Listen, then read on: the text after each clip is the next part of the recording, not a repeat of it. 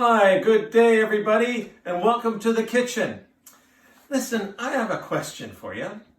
How many of you out there have ever seen a peacock?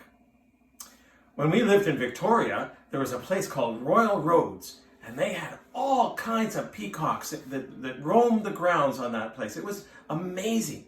And there was one thing about peacocks, They have a huge tail. Maybe when you get a chance, your mom or dad could show you a picture of a peacock because they're really fancy birds. And it's all about their tail that makes them so fancy.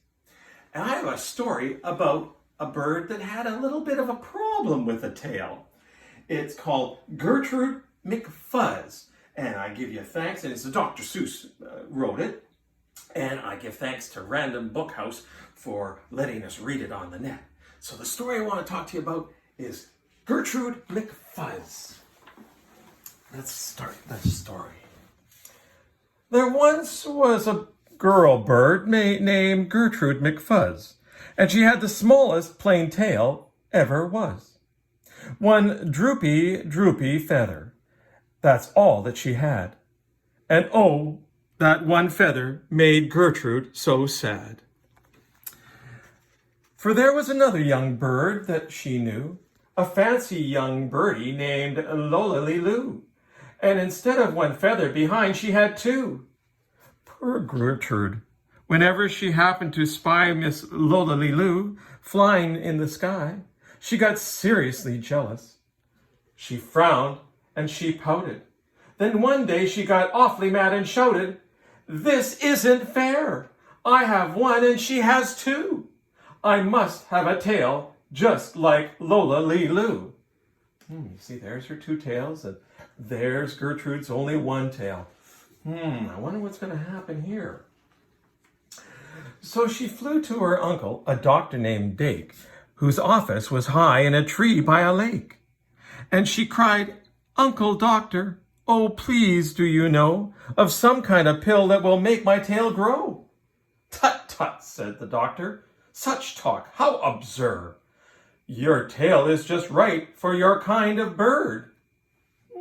That's pretty sound advice from the doctor, Then Gertrude had tantrums. She raised such a din that finally her uncle, the doctor, gave in. And he told her of just where to find such a pill, on a pillberry vine on the top of a hill. "Oh, thank you," chirped Gertrude McFuzz, and she flew right straight to the hill where the pillberry grew. Let's see what happens. Yes, there was the vine, and as soon as she saw it, she plucked off a berry and started to gnaw on it. It tasted just awful, almost made her sick, but she wanted that tail, so she swallowed it quick.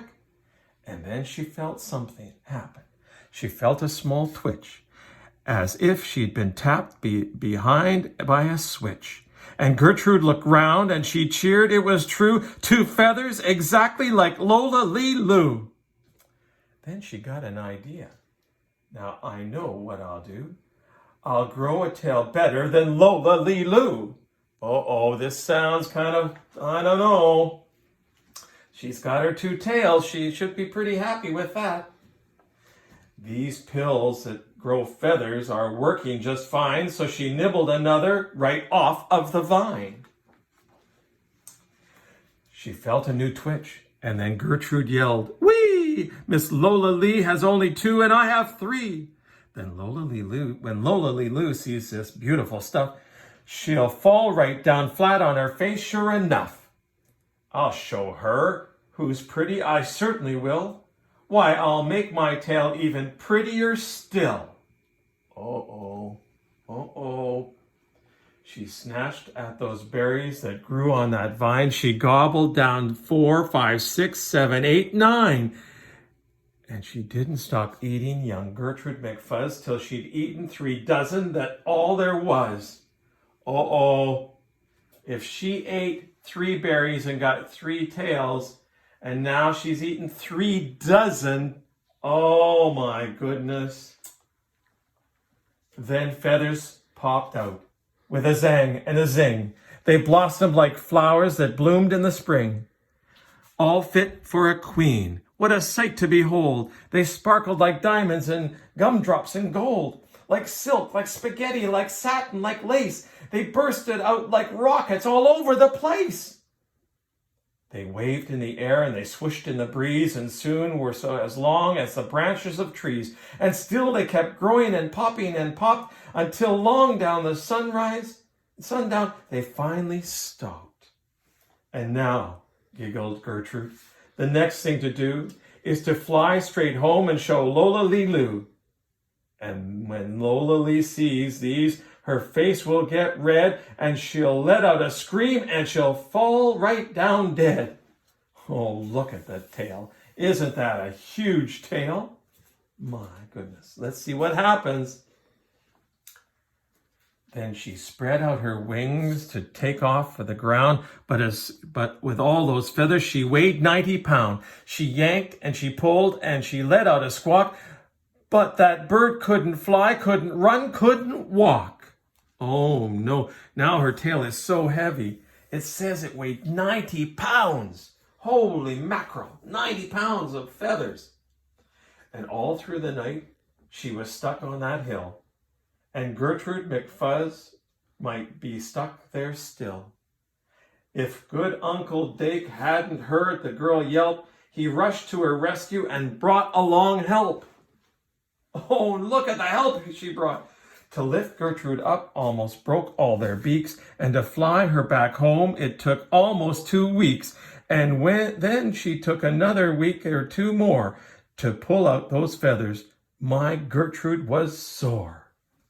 Oh, look at how each one of them is trying to help Gertrude. And some of them, they almost broke their beaks, they said, just to get Gertrude home. And it took almost 3 weeks to get her home. And finally, when all of the pulling was done, Gertrude behind her again just had one.